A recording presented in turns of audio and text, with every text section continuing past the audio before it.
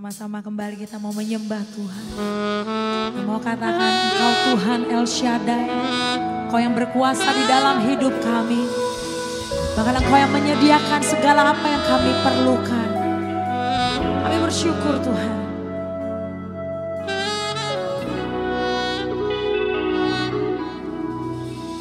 Besar karya-Mu dalam hidupku, tak pernah cukup kata memuji-Mu. Di pelukan-Mu Kau menjagaku, ku tak menjadi lemah karena-Mu. Engkau Tuhan El Shaddai, Tuhan yang berkuasa. Kau sanggup mengadakan semua yang ku perlukan. Kaulah Tuhan El Shaddai, ku serukan Kau ajaib. Kau tempatku berharap, yang selalu setia menyertaiku. Terus sekali lagi kita kasih tepuk tangan yang terbaik buat Tuhan kita. Kita mau katakan, besar karya-Mu dalam hidupku, tak pernah cukup kata memuji-Mu. Di pelukan-Mu Kau menjagaku, ku tak menjadi lemah karena-Mu. Kaulah Tuhan El Shaddai, Tuhan yang berkuasa. Kau sanggup mengadakan semua yang ku perlukan. Kaulah Tuhan El Shaddai, ku serukan Kau ajaib. Kau tempatku berharap, yang selalu. Kaulah Tuhan El Shaddai, katakan Tuhan yang berkuasa. Kau sanggup mengadakan semua yang ku perlukan. Kaulah Tuhan El Shaddai, ku serukan Kau ajaib.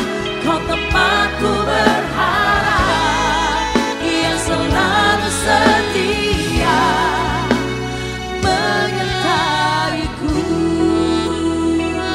Mari sekali lagi kita mau katakan, sungguh besar karya-Mu. Katakan, besar karya-Mu dalam hidupku, tak pernah cukup kata memuji-Mu. Katakan, di pelukan-Mu, di pelukan-Mu Kau menjagaku, ku tak menjadi lemah karena-Mu. Kaulah Tuhan El Shaddai, yang berkuasa. Hanya Kau yang sanggup mengadakan semua yang ku perlukan. Kaulah Tuhan El Shaddai, ku serukan Kau ajaib. Kau tempatku berharap, yang selalu setia. Tuhan El Shaddai, yang berkuasa.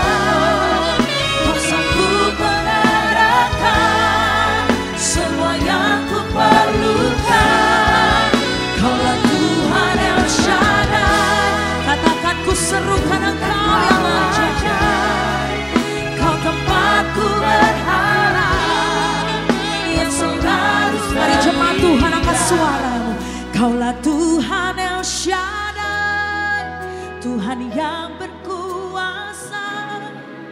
Kau sanggup, amin, semua yang ku perlukan. Ya, mari nyatakan, ku serukan. Amin. Kau tempatku berharap. Mari sekali lagi jemaat Tuhan dengan imanmu katakan, Kaulah Tuhan El Shaddai. Dia satu-satunya Tuhan yang berkuasa, Tuhan yang berdaulat atas hidup kita. Amin. Semua yang ku perlukan, Kaulah Tuhan El Shaddai. Kau tempatku berharap, yang selalu setia menyertaiku. Saya undang kita semua untuk bangkit berdiri bersama-sama. Sekali lagi katakan, Kaulah Tuhan El Shaddai. Tuhan yang berkuasa, Ku mengadakan semua yang ku perlukan. Kaulah Tuhan El Shaddai. Ku serukan Kau aja, Kau tempatku berharap, yang selalu setia. Kau tempatku berharap, yang selalu setia. Kau tempatku berharap, Yang selalu setia.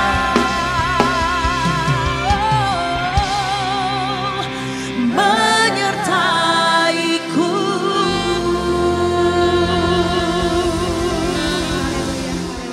Benar Tuhan, Engkau Allah El Shaddai, Engkau Allah yang selalu menyertai kami Tuhan. Di dalam keterpurukan kami Tuhan, di dalam ketakutan kami Bapa, di dalam kekecewaan kami, dalam kesedihan kami, bahkan di dalam berkat-berkat yang kami alami dalam hidup ini. Kami percaya Engkau Allah yang selalu menyertai kami.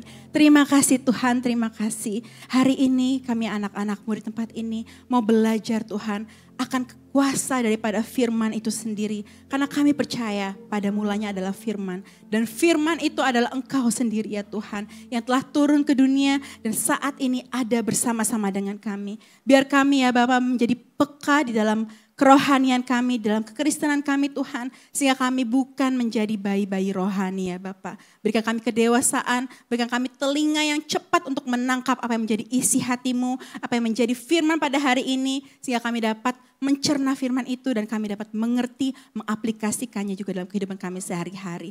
Terima kasih Bapak, berkati tempat ini Tuhan, Kau urapi biar Roh Kudus selalu memenuhi tempat ini.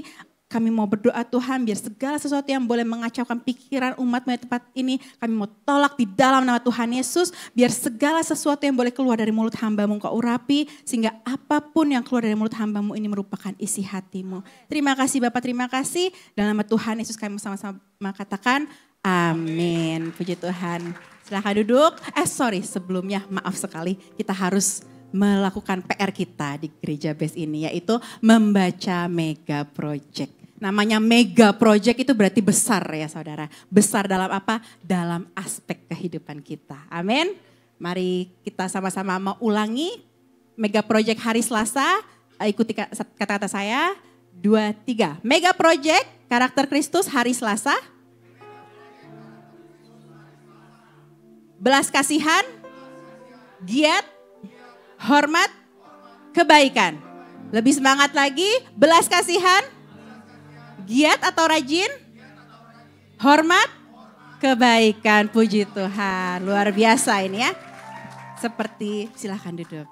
Seperti jemaat di Gereja Best dan setiap pengerjanya, kita adalah orang-orang yang giat dan rajin untuk terus mencari kebenaran firman Tuhan. Karena satu rema yang saya dapatkan saudara, kalau ada yang datang tadi pagi ya, Gembala senior kita menyampaikan ketika beliau jalan sendiri ada kata-kata sepertinya berdialog.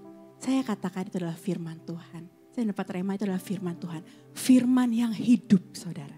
Ya, jadi ketika firman itu hidup, firman mungkin sekarang kita baca firman, oke. Mungkin ayat hafalan kita juga ada ya. Tapi ketika firman dikatakan hidup, ketika kita mendapat masalah atau mendapatkan sesuatu yang kita butuhkan untuk menguatkan kita, firman itu seperti berbicara kepada kita pribadi saudara. Saya mau katakan itu adalah Tuhan kita sendiri, yaitu firman Allah yang hidup. Maka daripada itu saudara, tidak kebetulan juga saya di request juga ya. oleh pengerja kita, katanya boleh nggak sih kasih firman yang sedikit keras gitu. Bukan keras secara suaranya ya, kalau keras secara suaranya nanti semuanya kabur gitu kan. Tapi dikatakan di sini memang nanti kita akan sama-sama belajar bahwa firman Tuhan itu sebenarnya adalah firman yang keras, saudara. Siapa yang bisa menerimanya? Yaitu orang-orang yang sudah dewasa secara rohani. Siapa yang sudah dewasa secara rohani? Ya kita semua. Ya, itu dituntut oleh Tuhan, kita itu jangan cuma jadi bayi rohani. Maka daripada itu judul daripada firman pada hari ini adalah makanan keras. Bahasa Inggrisnya yang ada di Alkitab itu adalah hard meat, ya, daging yang keras. Oke, boleh di next slide-nya kita akan baca ayatnya bersama-sama. Di Yohanes 3 ayat 3, baca yang keras, 2, 3. Yesus menjawab, katanya, aku berkata kepadamu, sesungguhnya jika seorang tidak dilahirkan kembali, ia tidak dapat melihat kerajaan Allah. Benar saudara, ketika kita awal-awal mengenal Tuhan, kita pasti dikatakan bayi rohani. Artinya apa? Orang yang awal mula sekali mengenal Tuhan. Ya, next slide-nya boleh dibaca, dikeluarkan. Nah, jadi saya mau katakan di dalam kekristenan kita ada 2 fase kerohanian. Yang pertama bayi rohani, yang kedua dewasa rohani. Boleh kita lihat gambar ya, biar gak ngantuk ya. Gambarnya yang lucu-lucu ya. Tadi saya juga lihat ada babynya Bella. Lucu banget. Ya di sini matanya bagus. Ya kalau di pic mungkin matanya banyak yang kecil gitu. Ya gak apa-apa. Namanya bayi lucu-lucu ya. Ini bayi. Lucu gak Bapak Ibu? Lucu ya. Tapi kita akan baca ayatnya. Berikutnya dikatakan 1 Petrus 2 ayat 2. Dan jadilah sama seperti bayi yang baru lahir. Yang selalu ingin akan air susu yang murni dan yang rohani. Supaya olehnya kamu bertumbuh dan beroleh keselamatan. Jadi menjadi bayi rohani itu tidak salah, memang fase. Tapi ingat saudara, dikatakan di sini kenapa kita butuh susu? Susu itu seperti firman, ajakan ya. Makanya kalau misalnya orang-orang yang mungkin yang baru mulai ke gereja dan sebagainya, kita ajak untuk komsel, kita ajak berikan renungan firman, ajak fellowship bersama dan sebagainya. Karena apa? Mereka butuh yang namanya susu. Seperti bayi ya, pasti butuh susu. Gak mungkin bayi langsung dikasih steak gitu kan, gak mungkin. Yang ada keselak gitu ya. Nah di sini sama. Kalau orang Kristen awal-awal tuh pasti butuh yang namanya susu. Tapi saudara, jangan happy dulu kalau dikatakan bayi rohani. Setahun, 2 tahun dikatakan bayi rohani gak apa-apa. Tapi kalau udah bertahun-tahun tetap jadi bayi, ya udah gak lucu lagi saudara. Ya, bayi itu imut, tapi kalau kita terus mendengar firman Tuhan tapi kita nggak bertumbuh, memang lama-lama jadi amit-amit gitu kan ya. Tapi saya percaya semua di sini adalah anak-anak Tuhan yang dewasa dan dikatakan di sini makanya saya highlight yang pertama kita harus bertumbuh. Ya, bertumbuh supaya apa? Jadi saya mau katakan ketika kita hanya menjadi bayi rohani saja, itu kita tidak akan mendapat keselamatan. Dikatakan di sini dia harus bertumbuh. Seorang bayi itu harus bertumbuh. Bayi rohani itu juga harus bertumbuh dalam firman Tuhan, dalam kebenaran. Supaya apa? Supaya dia bisa mendapatkan keselamatan. Ya, makanya dikatakan di sini, boleh next slide-nya. Nah di sini saya mau katakan ketika kita seorang Kristen tidak bertumbuh dalam fase yang lebih dewasa lagi. Itu dikatakan malnutrition ya. Kalau bayi itu gak dapat asupan gizi yang baik, itu bahaya. Dia gak bertumbuh dengan baik, pada akhirnya dia bisa meninggal juga. Nah sama dengan kekristenan kita. Kenapa kita butuh yang namanya firman yang benar? Kenapa kita butuh yang namanya mencari kebenaran firman Tuhan? Supaya firman itu bisa menguatkan rohani kita dan mendewasakan kita.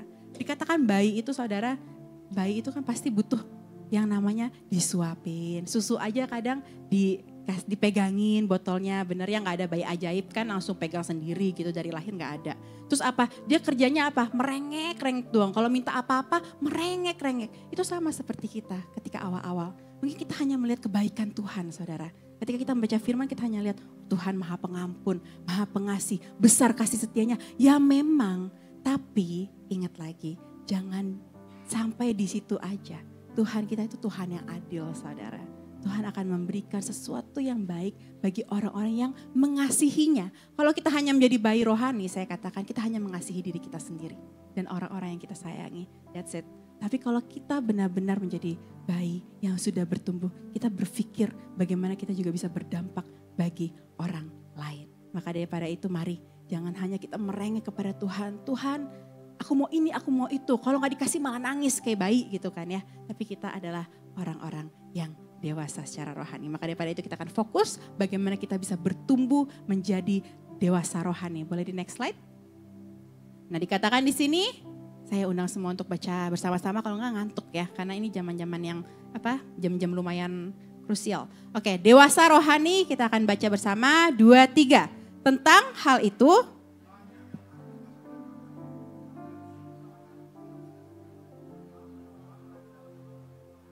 menjadi lamban dalam hal mendengarkan. Sebab sudah seharusnya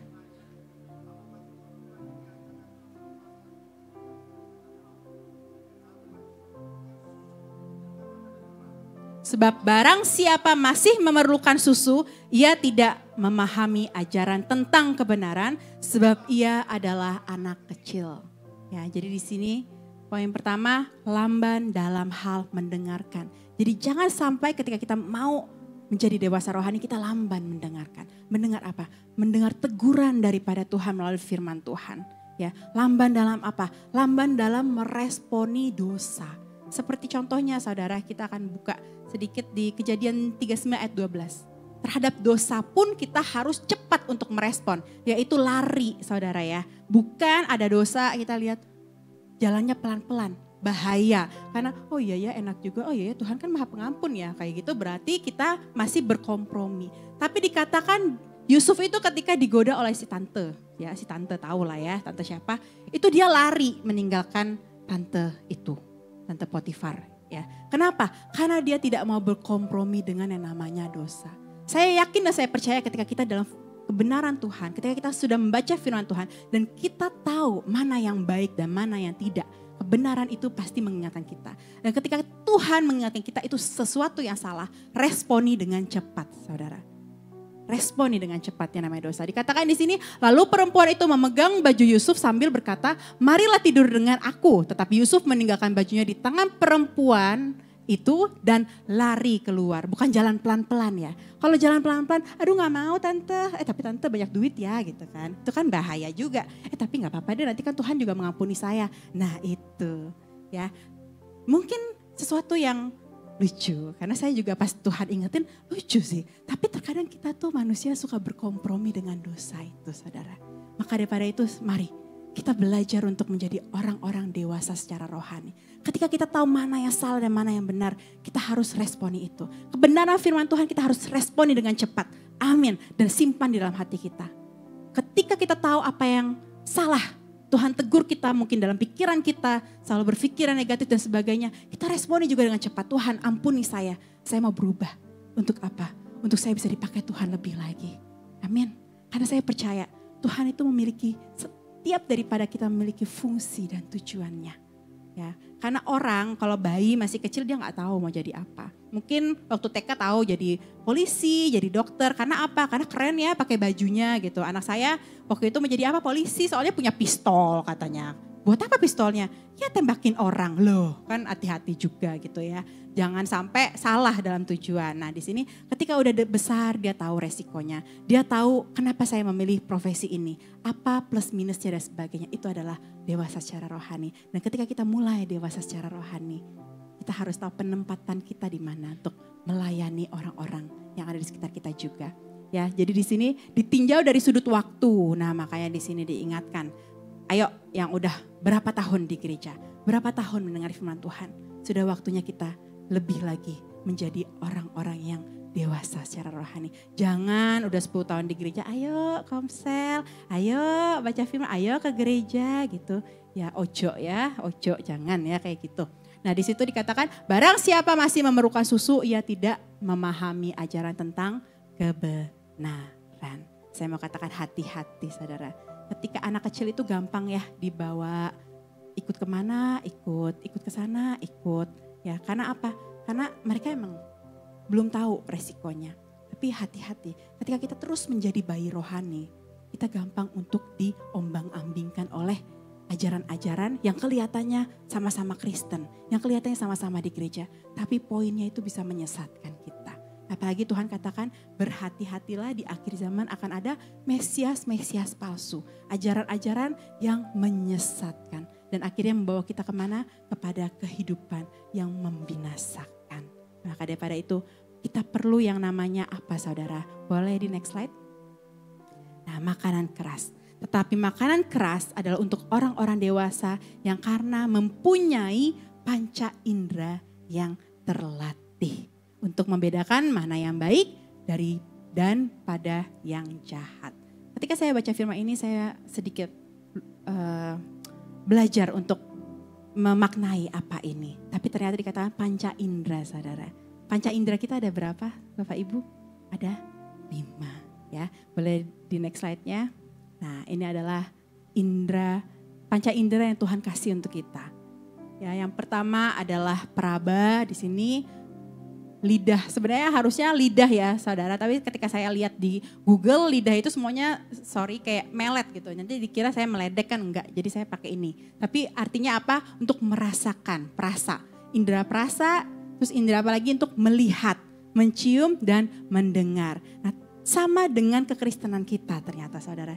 Ketika saya tanya juga kepada Tuhan, apa yang mau Tuhan titipkan kepada saya untuk sampaikan pada jemaat Tuhan pada hari ini. Tuhan ingatkan supaya kita melatih panca indera kita di dalam kekristenan kita. Kenapa? Karena aspeknya itu sungguh luar biasa banyak saudara. Dan ketika kita melatih ya, tadi kan gimana kita menjadi dewasa rohani? Dengan cara melatih. Makanya latihan badani itu terbatas gunanya. Tapi ibadah itu mengandung janji. Karena apa? Ibadah itu adalah firman-firman Allah yang terus menegur kita, yang terus mengajarkan kita bagaimana kita bisa memposisikan diri kita di dalam hidup yang kejam ini ya. Mungkin kita akan bahas sama-sama 5 indera ini saudara. Jadi 5 aja ya yang Tuhan berikan ya. Jangan sampai dikatakan tapi kan ada sixth sense itu.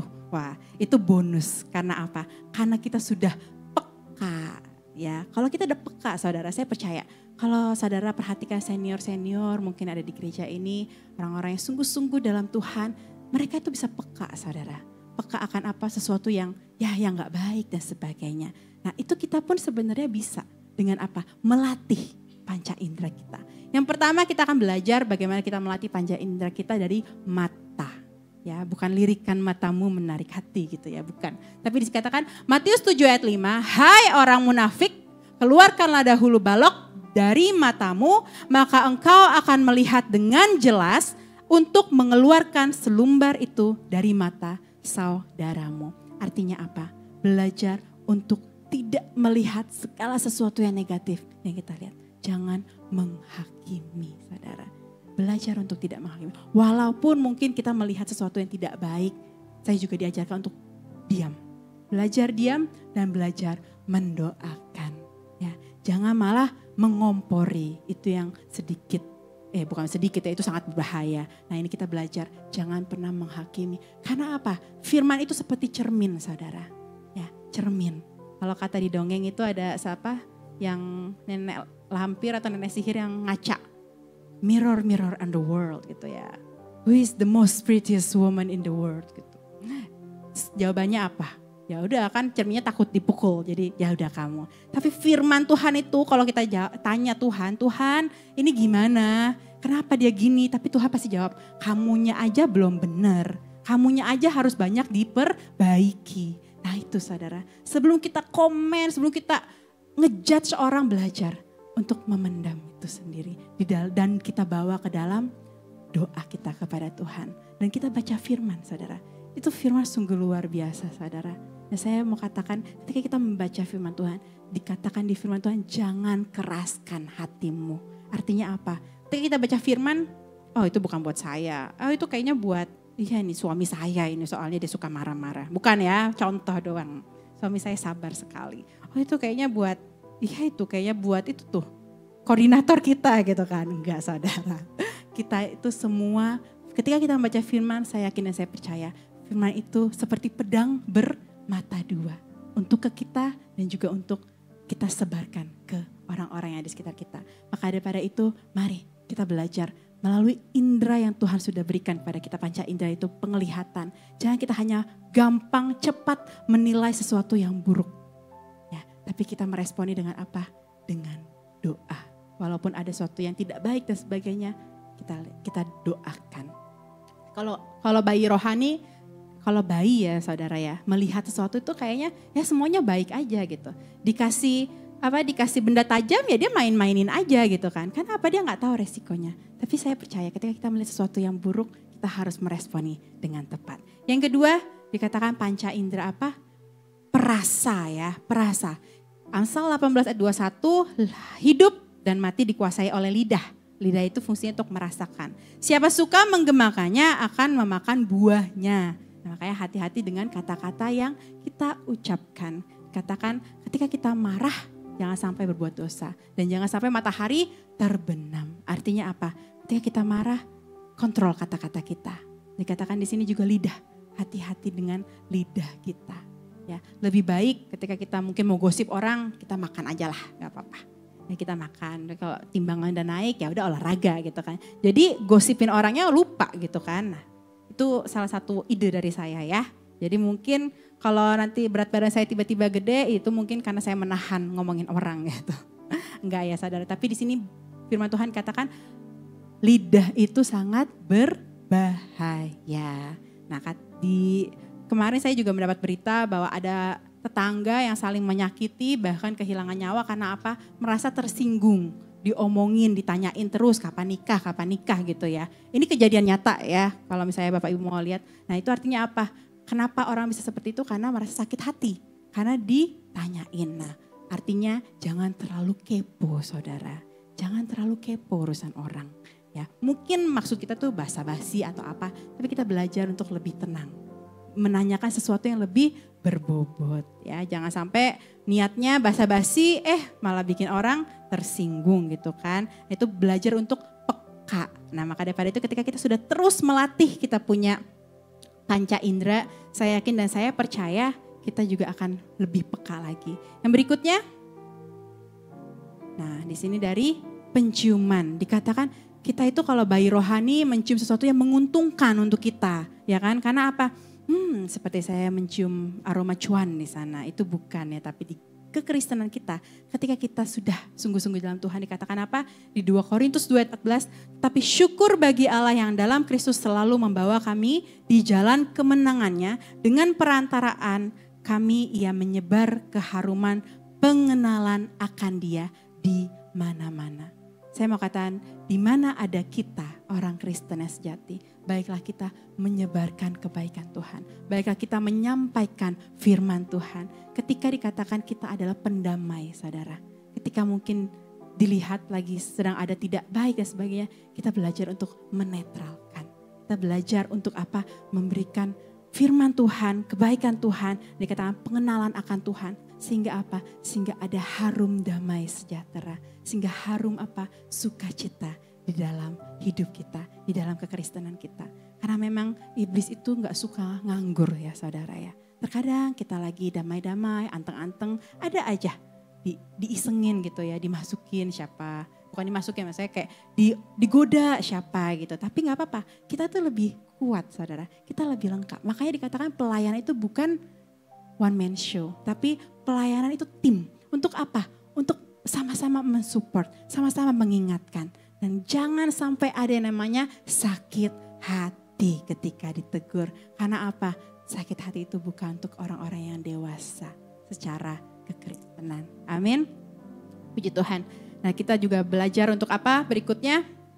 Nah mendengar ya, panca indera yang berikutnya di Lukas 8 ayat 8b. Siapa mempunyai telinga untuk mendengar, hendaklah ia mendengar.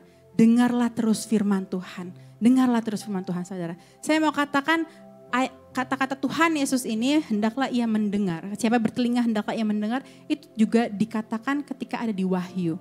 Kepada 7 gereja yang saat itu sedang diberikan peringatan. Supaya apa? Hidup kembali ke jalan yang benar. Gereja Tuhan loh saudara. Tetap diingatkan dan tetap ditegur. Artinya apa? Gereja kita juga sekarang sedang ditegur. Supaya apa? Mendengar firman Tuhan yang merupakan kebenaran. Bukan mendengar omongan-omongan yang bisa menjatuhkan iman kita. Bukan mendengar omongan-omongan yang tidak ada gunanya. Sama kita sekarang di tempat ini juga sedang mendengar firman Tuhan. Yang menguatkan kita saudara. Makanya pakai panca indera kita itu mendengar firman Tuhan. Dan saya bersyukur sekali melalui masa corona kemarin juga Tuhan menitipkan satu apa yang dikatakan golden bridge ya bagi gereja kita. Sehingga gereja kita juga punya YouTube. Ya, YouTube-nya juga sudah semakin bagus. Jadi Bapak Ibu mungkin yang suka mendengar firman di YouTube juga boleh subscribe, like, comment ya. Kita punya YouTube yaitu Best Church ya official. Jadi ketika mungkin kita lagi down, ketika mungkin kita juga lagi tidak bisa ke gereja dan sebagainya, Tuhan itu tidak terbatas oleh waktu dan tempat sekarang saudara. Dimanapun kita bisa mendengar firman Tuhan. Jangan lupa follow ya Bapak Ibu. Di Instagramnya juga ada, TikToknya juga ada. Jadi masukin saja Best Church, oke? Nah di sini kenapa kita harus melatih telinga kita ini untuk mendengar sesuatu yang baik. Bukan hanya keluhan orang, bukan hanya kekhawatiran orang. Aduh gimana ya hidup saya sini. Kalau kita terus-terusan mendengar seperti itu lama-lama saudara, kita juga bisa down. Tapi kita belajar firman Tuhan. Ketika kita mendengar kekuatan bahwa apa yang kita alami tidak akan melebihi kekuatan kita. Pasti ada waktunya Tuhan memberikan jawaban. Dan jangan pernah takut saudara. Tuhan kita itu Tuhan yang ajaib. Ketika mungkin secara kasat mata kita tidak melihat ini jalan keluarnya mana ya. Kayaknya gak ada harapan. Tapi Tuhan bisa buat pintu di depan kita. Yang untuk apa kita keluar daripada permasalahan itu. Semua tergantung kita. Mau menantikannya dengan sabar atau hanya bersungut-sungut. Mau tetap giat, rajin untuk mencari kebenaran firman Tuhan dan mencari apa yang harus kita lakukan untuk keluar daripada masalah atau kita hanya menunggu orang menolong kita. Itu adalah kita sendiri yang bisa menjawabnya. Ya, berikutnya maka daripada nah ini yang terakhir ya, peraba, indera peraba. Ya. Kalau peraba itu mostly pakai tangan. Enggak ada orang ngeraba pakai kaki gitu kan ya. Itu sedikit aneh sih. Tapi ini meraba itu pakai tangan. Artinya apa saudara? Kita harus melatih tangan kita ini juga untuk melakukan yang namanya perbuatan baik yang daripada Tuhan. Dan Tuhan katakan di Amsal 19 ayat 17, siapa menaruh belas kasihan kepada orang yang lemah memiutangi Tuhan yang akan membalas perbuatannya itu. Maka daripada itu gereja ini terus mendukung setiap kita untuk melakukan namanya diakonia. Diakonia ada di gereja base ini bukan untuk gembala ya, bukan untuk pengerja-pengerja. Diakonia yang ada di gereja ini untuk kita salurkan ke daerah-daerah, gereja-gereja terpencil dan itu bukan gereja base Bapak Ibu, itu gereja-gereja lokal di sana yang benar-benar membutuhkan bantuan. Entah itu butuh disupport secara fisiknya ya, karena bangunan di gereja di NTT gitu ya, itu kadang mereka banyak itu mereka ada atap dari daun-daun saja, tapi pinggirannya juga kosong. Ada lagi mereka karena ada longsor atau apa itu suka rubuh, karena beda ya sama bangunan ini. Saudara udah nyaman sekali, ada AC, ada pintu juga dibukain gitu kan sama usher kayak gitu. Tapi di sana enggak saudara, beda. Kadang itu bawahnya ini kan bagus ya, tapi di sana itu dari semen aja gitu yang dikeringin. Nah itu, makanya kita belajar untuk apa? Belajar untuk memperhatikan orang-orang yang membutuhkan. Kenapa saudara? Karena kalau kita hanya fokus mencari berkat, saya mau katakan tidak akan pernah cukup. Benar ya, kodrat manusia adalah tidak akan pernah cukup dengan apa yang dia miliki. Tapi ketika kita melihat di luar sana banyak yang membutuhkan, kita akan merasa bersyukur bahwa ternyata hidup saya lebih diberkati daripada mereka. Mereka saya cerita sedikit ya. Mereka itu ketika kita pernah menggalang dana ketika mau misi ya, kita yang ikut misi itu sama-sama kumpulkan uang untuk kasih ke NTT itu sepatu anak-anak di sana. Anak-anak di sana itu nyeker saudara. Padahal melewati itu loh kayak Ninja Hattori bilang lewati bukit ya Nah itu lewati gunung. Nah itu kayak lewat gunung, lewat apa semua itu nggak kayak di sini jalanannya aspal. Di sana itu berbatuan, ada paku juga dan sebagainya. Nah di sana anak-anak tuh nyeker karena mungkin sendal juga ya nggak ada duit buat beli gitu. Kita kasih sepatu. Tahu saudara bukan langsung dipakai, ditenteng. Kenapa? Ditanya kan, kenapa? Aku takut rusak, aku takut kotor. Bayangin saudara, kita sepatu di rumah satu orang mungkin ada 10 gitu ya. Ya enggak cu? Tapi saya percaya kita di sini belajar untuk apa? Untuk memiliki hati yang peka juga kepada orang-orang yang butuh bantuan. Seperti ya kemarin juga mungkin ada beberapa yang mendapatkan WA, kita belajar untuk mengurangi makan di luar. Supaya apa uangnya itu bisa diberikan untuk diakonia. Itu bukan paksaan Bapak Ibu, tapi kita namanya gereja ya, benar ya. Gereja itu pasti mengarahkan jemaatnya, mengarahkan setiap pengerjanya apa untuk juga melakukan firman Tuhan. Karena Tuhan katakan di sini, siapa menaruh belas kasihan kepada orang yang lemah, memiutangi Tuhan yang akan membalas perbuatannya. Amin. Saya percaya ketika kita mau mengasihi orang, membantu orang, Tuhan tidak akan membiarkan kita sekali-kali kekurangan saudara. Tapi jangan hitung-hitungan juga ya. Kayak misalnya Tuhan aku udah kasih segini loh, nanti Tuhan balikin aku dikali 10 ditambah ini ditambah ongkos gitu-gitu. Jangan ya, itu namanya hitung-hitungan. Tapi kita belajar untuk tulus saudara. Untuk tulus kepada Tuhan. Tanpa memikirkan apakah Tuhan akan membalas atau tidak. Karena yang penting kita melakukan bagian kita. Dari situ nanti akan ada waktunya orang-orang juga akan dipakai untuk ketika kita mungkin lagi down. Karena manusia itu kan up and down ya. Jadi ketika kita mungkin lagi di masa susah, orang-orang akan dipakai Tuhan untuk membantu kita. Amin. Yang pasti kita tidak mengandalkan manusia, tapi mengandalkan Tuhan kita. Oke. Jadi di sini kita tadi udah belajar bagaimana kita menjadi dewasa secara rohani dengan cara kita bisa melatih panca indera kita. Ya, supaya apa? Supaya kita nggak jadi bayi rohaninya minta Tuhan. Minta Tuhan kayak lagu Doraemon itu apa ya? Aku ingin begini, aku ingin begitu. Jadi ingin itu, ingin ini banyak sekali. Nah artinya apa? Jadi orang Kristen jangan mau ini, jangan mau itu, jangan mau terus dilayani. Jangan mau terus menuntut Tuhan ini. Tuhan aku butuh ini. Bukan. Tapi ketika kita menjadi dewasa rohani, kita tanya Tuhan, apa Tuhan? Apa yang harus saya lakukan? Apa yang harus saya perbuat dengan hidup saya? Apa yang harus saya lakukan dengan mulut saya? Yaitu mendoakan orang. Apa yang harus saya lakukan dengan berkat yang Tuhan titipkan kepada saya? Ingat saudara, berkat yang kita miliki itu titipan Tuhan. Untuk apa? Untuk kita kelola. Ya, jangan merasa Tuhan ini kan saya yang capek. Saya yang udah pagi bangun pagi, tidur pagi lagi, yang udah susah payah. Itu memang, karena kita memang harus rajin. Tapi Tuhan katakan, semua itu kalau Tuhan tidak memberkati, tidak akan ada hasilnya saudara. Percaya kepada saya. Hanya Tuhan yang bisa memberkati kita. Sehingga apa? Sehingga kita bekerja mendapatkan hasil. Dan kita adalah pengelola berkat daripada Tuhan. Seperti apa? Seperti perumpamaan tentang talenta. Ya, Tuhan ada yang berikan 1, ada yang berikan 2, ada yang berikan 5. Itu terserah Tuhan. Tapi pentingnya apa? Mengelola dengan bijak, mengelola dengan baik. Jangan hanya menimbun. Ya, orang yang diberikan hati talenta itu menimbun saudara. Dia gak mau berbagi, dia gak mau kelola, dia hanya menimbun. Itu artinya kita harus belajar mengelola dengan bijak dan mengembalikan kepada Tuhan. Ya, pada akhirnya ya 5 talenta mendapat cuan ya, namanya apa itu? Mendapat untung 5 talenta dikembalikan kepada Tuhan itu bukan hanya cuannya saja, bukan hanya 5 aja, tapi diberikan itu 10, dikembalikan itu 10 loh.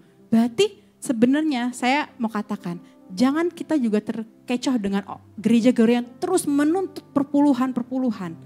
Tapi Tuhan mau 100%, bukan duit saudara semuanya dikasih Tuhan ya, bukan. Artinya apa? Hidup kita saudara diberikan untuk kemuliaan Tuhan. Dikatakan persembahkanlah hidupmu sebagai persembahan yang hidup dan kudus dan berkenan kepada Allah. Itu ibadah kita yang sejati. Jadi mari sama-sama kita belajar untuk apa Tuhan yang harus kita lakukan. Sehingga apa? Sehingga mungkin kita punya pergumulan, kita mungkin juga punya apa yang saya mau minta kepada Tuhan. Tapi dikatakan tanpa kita meminta Tuhan tuh tahu saudara. Jadi tidak usah, sekali aja cukup doakan apa yang kita perlukan, apa yang kita gumulkan. Berikutnya terserah Tuhan, yang penting kita kerjakan apa yang menjadi bagian kita. Amin. Oke, next slide. Nah, dikatakan jadi di sini makanan keras di Yohanes 6 ayat 54, barang siapa makan dagingku dan minum darahku, ia mempunyai hidup yang kekal dan aku akan membangkitkan dia pada akhir zaman. Dikatakan ya, kalau misalnya Bapak Ibu baca ayat-ayat yang berikutnya di 59 atau 58 kalau tidak saya, Tuhan Yesus sendiri katakan, kata-kataku ini keras. Perkataanku ini keras, memang keras. Karena firman itu harus juga kita makan yang keras, saudara. Maka daripada itu mari dikatakan di sini, makan dagingku dan minum darahku. Apa artinya? Kita harus menerima pengorbanan Yesus di atas kayu salib. Untuk apa? Untuk menyelamatkan kita. Tapi bukan hanya di situ, saudara. Boleh di ayat berikutnya? Nah, di sini katakan, manusia hidup bukan dari roti saja, tapi dari setiap firman yang keluar dari mulut Allah. Makan dagingku, daging Tuhan itu artinya apa? Baca firman itu setiap hari. Hidupkan firman yang ada dalam hidup kita sehari-hari. Sehingga apa? Puji Tuhan. Tuhan itu yang luar biasa, saudara. Sehingga apa? Setiap kita ada masalah, firman yang pernah kita baca, pernah kita renungkan, saya yakin dan saya percaya, secara tidak sadar, firman itu berbicara kepada kita. Karena firman itu hidup, saudara. Amin. Bahkan ketika mungkin kita mendengar keluhan orang, keluh kesah orang, kita bisa kasih firman kepada dia. Bukan secara pandangan kita. Kalau secara pandangan kita malah takutnya sesat gitu kan ya. Misalnya nih saudara, saya pernah punya pengalaman, ini nyata ya. Teman saya itu lagi ada masalah, dia merasa hidupnya tuh paling susah. Sampai akhirnya dia bilang saya mau ya dia ada menceritakan sisi yang buruknya dari suaminya. Saya mau cerai dan sebagainya. Sampai akhirnya secara manusia untungnya saya juga sudah tahu firman ya, tidak boleh ada perceraian. Tapi kalau saya dibilang suaminya gini, kalau misalnya orang dunia itu kasih pandangan, oh ya udah cerai aja, gak apa-apa gitu kan. Kan kamu yang dirugiin, itu secara manusia. Tapi dari firman Tuhan, perceraian itu adalah satu dosa di hadapan Tuhan. Itu kebenaran saudara, bukan paradigma saya, itu kebenaran di dalam firman Tuhan. Maka daripada itu, baiknya kita itu mengenal firman Tuhan dulu, baru memberikan solusi kepada orang. Jangan sampai kita udah sesat, mengajak orang lebih sesat. Itu bahaya saudara ya. Jadi apalagi yang terakhir dia katakan, saya cuma ajak dia untuk doa juga, tanya Tuhan juga. Jawabannya luar biasa saudara, di luar daripada nalar saya. Dikatakan, saya lagi musuhan sama Tuhan. Ya, itu beneran. Beneran jangan ditiru saudara ya. Karena apa? Ya kali nyari musuh Tuhan gitu loh. Tolong. Jangan sampai kita juga mungkin saking kepahitannya atau apa, kita akhirnya semua itu tertutup sepertinya. Sampai Tuhan itu dimusuhin. Itu kan udah salah besar. Ya, jadi tapi percayalah ketika yang namanya kepekaan itu ada, ketika kita berbicara dengan orang seperti itu, jangan kita jejelin firman lagi, akan mental ya. Tapi kita ajak, ya udah kasih makan aja udah. Bener kata Pak Fengki ya, kalau mau melayani orang kasih makan dulu gitu ya. Tapi yang kita yang bayar juga, jangan udah kita yang makan dia yang bayar, tambah kepahitan nanti. Tapi di sini kita belajar tenang. Akhirnya kalau udah tenang, saya percaya kita nggak salah juga dalam ngomong. Nanti Tuhan yang akan berperkara dalam hidupnya. Yang penting kita pasti doakan dan puji Tuhan. Sampai sekarang malah dia tambah anak lagi ya. Puji Tuhan, beri kemuliaan dulu buat Tuhan. Nah di sini makanya dikatakan firman itu hidup saudara. Dan kita makan firman. Kalau kita cari makanan terus, ya pasti lapar lagi. Tapi ketika kita baca firman, renungkan firman, saya percaya hati itu seperti terpenuhi. Dan dikatakan minum darahku. Ya, minum darahku, saya juga awal-awal bingung. Kenapa ya minum darah? Kok ngeri juga ya? Tapi benar, makan tubuh, makan daging Tuhan dan darah Tuhan. Artinya kita menerima dulu pengorbanan Tuhan di atas kayu salib. Tuhan sudah merelakan semua, memberikan semuanya untuk kita saudara. Kita sungguh berharga di hadapan Tuhan. Tetapi kita harus melakukan apa yang menjadi pekerjaan kita. Di Yohanes 4 ayat 14 dikatakan, tetapi barang siapa minum air yang akan kuberikan kepadamu, ia tidak akan haus lagi untuk selamanya. Sebaliknya air yang akan kuberikan kepadamu akan menjadi mata air di dalam dirinya, di dalam diri kita yang terus menerus memancar sampai kepada hidup yang kekal. Apa itu darah Tuhan yang harus kita minum? Yaitu hubungan kita dengan Tuhan. Ya, saya akan memberikan satu ilustrasi. Maaf sebelumnya saya taruh bawah, takutnya nggak kelihatan. Oke, di sini ya saudara, kelihatan ya?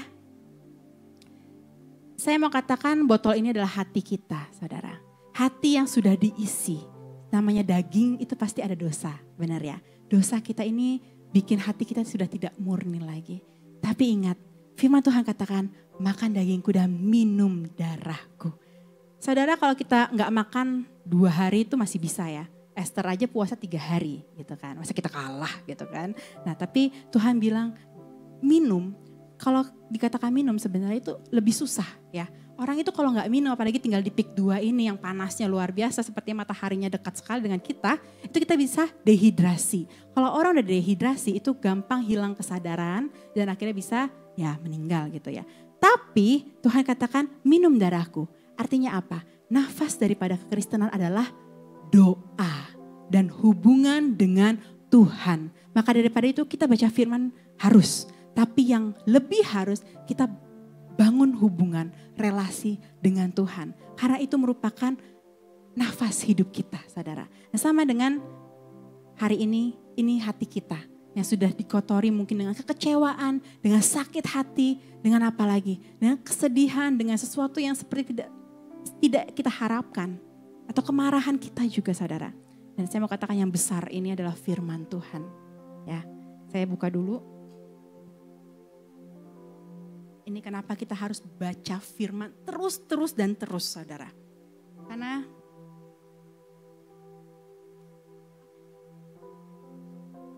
nah di sini, ini firman saudara ya. Ini hati kita.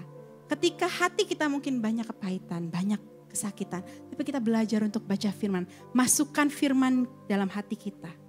Ya, terus dituang saudara. Dikatakan terus itu akan membuat apa yang menjadi kepahitan kita itu akan keluar. Sakit hati kita akan keluar, saudara. Dan dikatakan memancar keluar. Saya mau katakan ini sudah dimurnikan oleh Tuhan. Sudah jadi bersih, saudara ya. Karena firman Tuhan. Dan yang keluar ini kita bisa bagikan dan kita pancarkan bagi orang-orang di sekitar kita.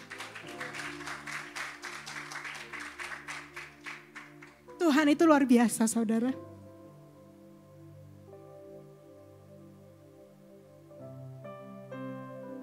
Tuhan menegur kita dan Tuhan mau kita terus sungguh-sungguh dalam Tuhan. Saya percaya apapun yang saudara rasakan hari ini, kita bawa ke dalam Tuhan. Mungkin saudara merasa bahwa kita baik-baik aja, tapi kita perhatikan lagi hati kita. Apa kita masih menyimpan kebencian, saudara? Apa kita masih menyimpan kekecewaan? Bawa semua ke dalam Tuhan. Dan Tuhan akan mengingatkan kita bagaimana kita hidup harus sesuai dengan firman Tuhan. Amin. Mari kita bangkit berdiri. Kita akan nyanyikan satu lagu, yaitu Roh Kudus yang menghibur kita, saudara. Di dalam kesedihan kita, di dalam kekecewaan kita, dalam setiap masalah hidup kita, andalkan Tuhan melalui firman-Nya yang hidup, saudara. Roh Kudus terima kasih Tuhan. Terima kasih untuk firman yang luar biasa hari ini. Ajar kami peka Tuhan terhadap panca indera yang Kau berikan kepada kami. Sehingga kami bisa memakai hidup kami sesuai dengan firman-Mu Tuhan. Kau ubah dukaku menjadi sukacita. Benar Tuhan, Kau ubah kedukaan kami menjadi sukacita kami ya. Kerinduan kami hanya untuk memuliakan nama-Mu Tuhan. Kerinduan kami membawa jiwa sungguh-sungguh kepada-Mu. Terima kasih Tuhan. Ku tak takut sebab Engkau ada di dalamku. Kau ubah dukaku menjadi sukacitaku. Roh Kudus Kau hadir. Terima kasih Bapa, Roh Kudus Engkau menghibur kami. Menghibur dan menolong. Kami tak takut menghadapi apapun Tuhan dalam dunia ini. Karena kami percaya pada Allah El Shaddai yang selalu menyertai kami. Pimpin hidup kami sesuai dengan firman-Mu ya Bapa. Jadikan kami pribadi yang terus mengasihi Engkau dan mengasihi jiwa-jiwa di sekitar kami. Roh Kudus Kau hadir di sini. Bapa, hamba-Mu sudah selesai berbicara Tuhan. Selebihnya hamba-Mu serahkan kepada Engkau Tuhan. Kau tegur setiap pribadi kami yang saat ini masih mengandalkan diri kami sendiri. Mungkin yang saat ini kami masih membanggakan diri kami sendiri Tuhan. Ampuni kami Bapa. Kami mau bawa semuanya ke dalam tangan-Mu. Kami mau serahkan setiap sakit hati kami Tuhan.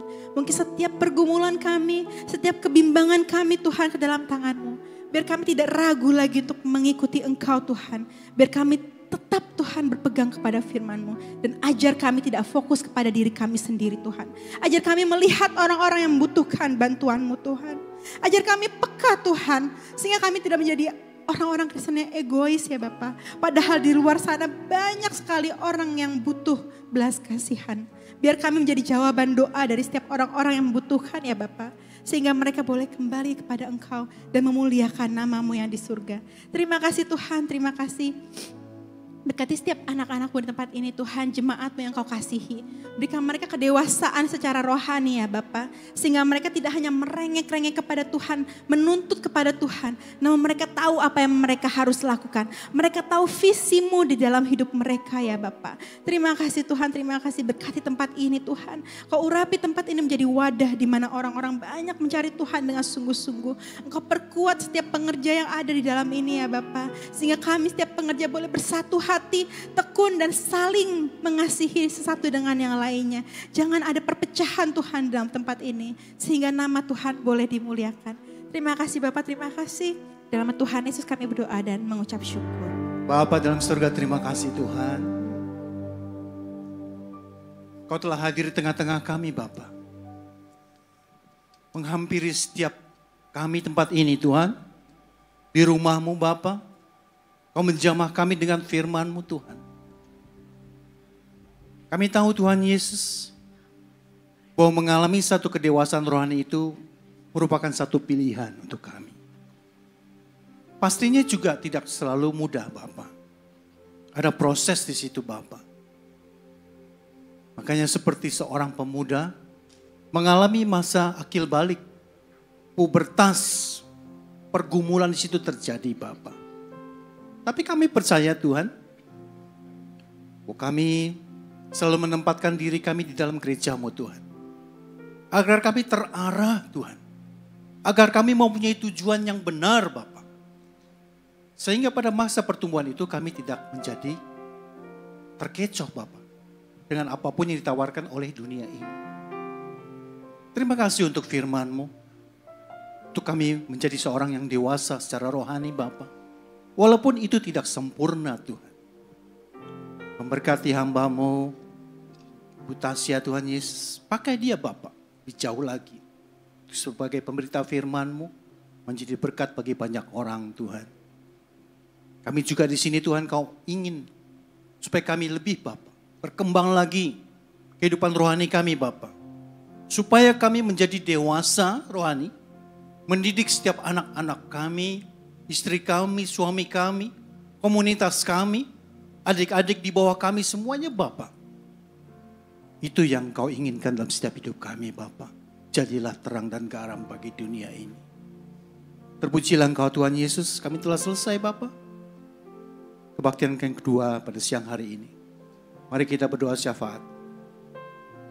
Bapak, kami berdoa untuk gereja-gereja yang ada di seluruh dunia. Bagi para hamba Tuhan sampai semua kepada jemaatnya. Kiranya Engkau memberkati mereka semua. Supaya mereka menjadi berkat dan berdampak. Sehingga gereja di seluruh dunia dipenuhi oleh jemaat yang mencari Tuhan dengan tulus dan takut. Buat semua hamba Tuhan dan gereja bersatu, rukun dan tidak terpecah-pecah. Supaya dunia percaya bahwa Engkau Yesus adalah Tuhan bagi kemuliaan Allah Bapa. Demikian juga untuk gereja di mana Engkau percayakan untuk kami mengembalakannya. Yaitu gereja Best, terutama gereja Best di PIK ini Bapak. Tuhan, kami berdoa untuk persembahan dari jemaat. Kiranya Engkau menerima dan membalas berlipat-lipat. Biar persembahan ini berkenan kepadamu sebagaimana persembahan Habel. Tuhan beri kemurahan-Mu, balaslah kebaikan dan kerelaan hati jemaat. Jaga dan lindungi mereka. Serta pelihara mereka beserta keluarga, pekerjaan dan kesehatan mereka. Jemaat yang kasih Tuhan, mari kita dekapkan kedua tangan kita di dada.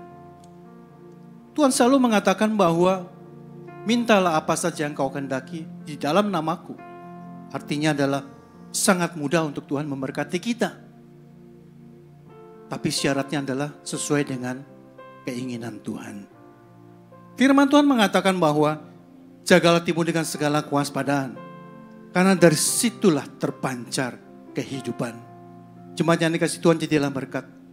Dan terimalah berkat rahmat anugerah dari Allah Bapa di surga, dalam Putra Tunggalnya Yesus Kristus yang telah mati bagi dosa-dosa kita. Dia bangkit pada hari ketiga, sehingga kita menyembah Tuhan Allah yang hidup. Dan iman kita bukan kepada Tuhan yang mati. Dia naik ke surga untuk menyediakan rumah bagi kita, sehingga kita punya pengharapan yang pasti. Dia akan datang untuk kedua kalinya, menjemput gereja dan umat yang berjaga-jaga, kudus, dewasa, dan bijaksana, serta menghakimi dunia ini. Dan di dalam persekutuan dengan Roh yang kudus, yang membuat hati kita berkobar-kobar selalu, dan roh kita menyala-nyala di dalam kasih semula. Roh Kudus yang menghibur, menguatkan, memelihara, menginsyafkan, menuntun, dan memimpin kita kepada kebenaran dan kekudusan.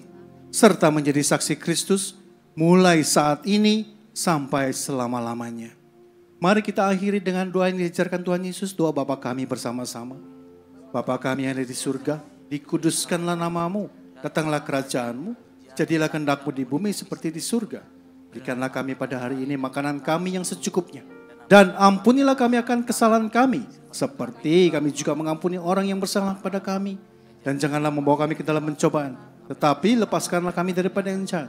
Karena Engkau yang punya kerajaan dan kuasa dan kemuliaan sampai selama-lamanya. Amin. Tuhan Yesus memberkati. Maha kuasa, maha mulia, Kau bertahta atas semesta. Yes, amin. Maha kuasa, maha mulia, dulu sekarang sama-samanya.